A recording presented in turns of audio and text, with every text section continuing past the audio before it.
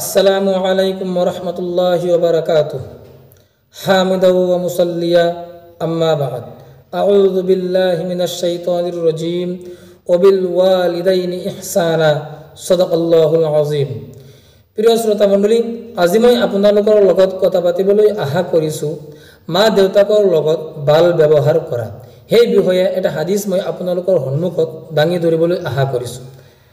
প্ৰিয় শ্ৰোতা মণ্ডলী, হযৰত আবু আসয়াদ বিন মালিক ৰাদিয়াল্লাহু তাআলা আনহুয়ে হুজুৰ সাল্লাল্লাহু আলাইহি ওয়াসাল্লামৰ পৰা হাদিস বৰ্ণনা কৰিছে। হুজুৰ সাল্লাল্লাহু আলাইহি ওয়াসাল্লামে কৈছে, আওলাদৰ ওপৰত হক আছে মা দেউতাকৰ, সন্তানৰ ওপৰত মা দেউতাকৰ হক আছে আৰু সন্তানৰ মা দেউতাকৰ ওপৰত হক আছে। যেতিয়া মা দেউতা ইন্তেকাল কৰিব, ইন্তেকাল কৰাৰ পিছত সন্তানে কি কৰিব?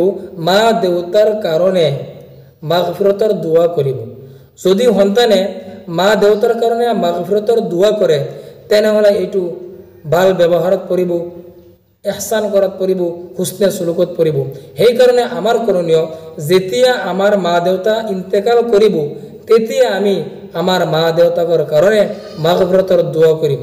এইখিনি কৈ আজিৰ মন্তব্য আমি ইয়াতে সামৰি মাৰিলোঁ। ধন্যবাদ। আসসালামু আলাইকুম ওয়া ৰাহমাতুল্লাহ।